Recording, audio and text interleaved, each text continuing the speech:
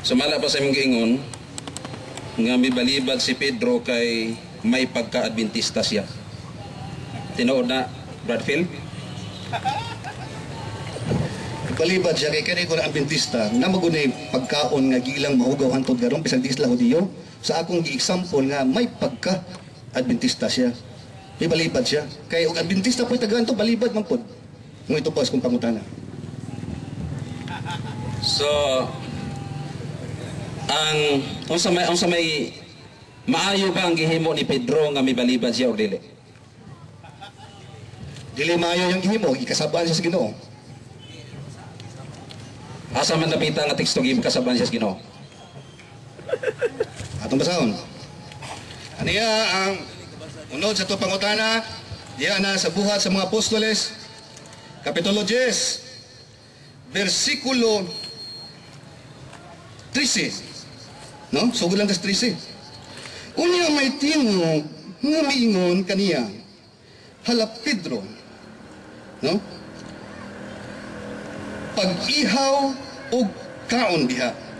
Apan si Pedro mitubag, dili ko Ginoo, kay wala ko makakaon og bisag unsa mahugaw. Nanay tingog nya, may tingog nagikan nga miingon kaniya pag-usap. Sa ingon, ayaw isipa nga mahugaw ang bisan unsa nga gihinluan sa Dios. Tubag ang pangutana. Ikaw may nangasaba.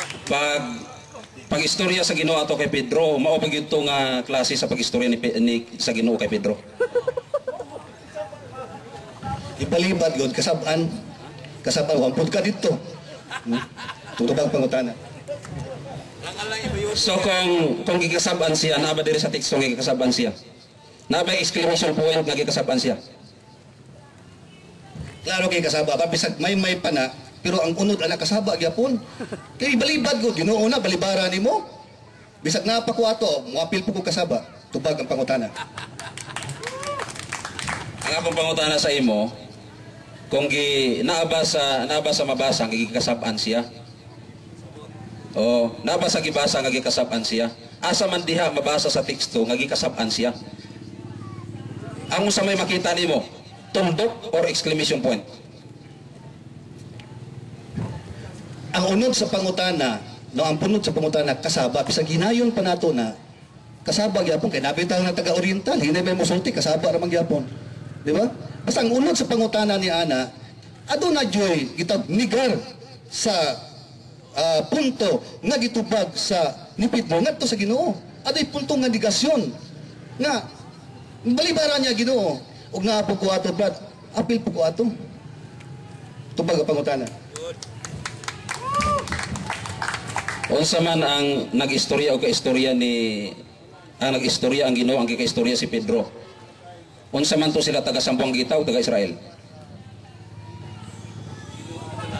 Ginoo na siya, Brad. Dinato nakuan ang Ginoo na aman sa tanan.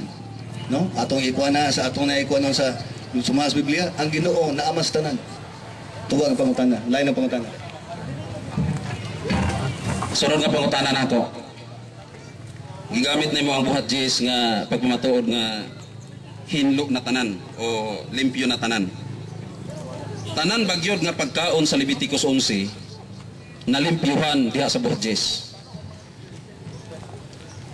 Tanang pagkaon nga hugaw na hurot yuto, Brad, hinlo gyud tanan. Puti gid mo pangaon ana. So karon, Tapos na. oh. Imo na. Hurot yan tayo. Abon.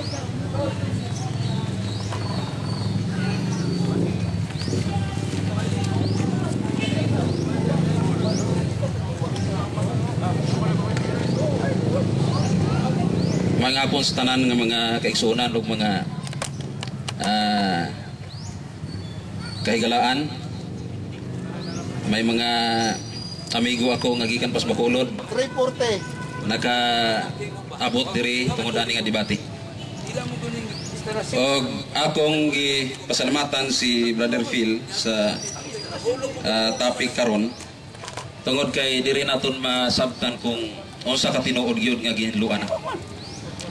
Galing kay wala po abot ang akong time, akong padayonon karon. isikreto lang ko sa ninako mga kaigsunan. Nga ang sunod ato nga pangutana. Tanaw na ako makatubag bagyod si Brother Phil ani nga pangutana.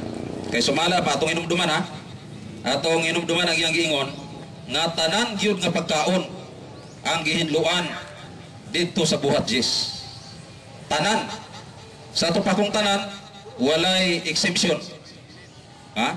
Walay exemption. Sumiingon siya mga kaigsunan nga tuyo sa Ginoo nga hiusahon ta. Hiusahon ta. Unya kay wala ka may mabasa nga ang Ginoo may kaon og kumba. Wala ka may mabasa nga ang si Pedro may kaon og kumba. Yes. Unya kini si Brother Phil kay sige man ikaw kumba. Sa ato pa wala siya nahiusa sa Ginoo. Di ba? Wala siya nahiusa sa Ginoo. Kay si Pedro wala record. Wala kay record sa bala nga kasulatan gikan sa Biblia nga si Pedro Kaon. may kaon bisan one time na lang. Wala record sa bala nga kasulatan. Amot kung asa na pagitaon ni Brother Phil. Kay gi-insist man gyud niya nga pwede na. Pero namatay na lang si Pedro mga kaigsunan og mga kaygalaan. Wala gyud kay record nga mabasa sa Biblia nga may kaon si Pedro og baboy ug humba bisan kausa na lang. Yes. Ha? Wala. So sa ato pa, ang atong kontra mga kaigsunan, ang akong kontra karon nga puna, wala nahiusa sa Ginoo. Wala nahiusa sa kay Pedro.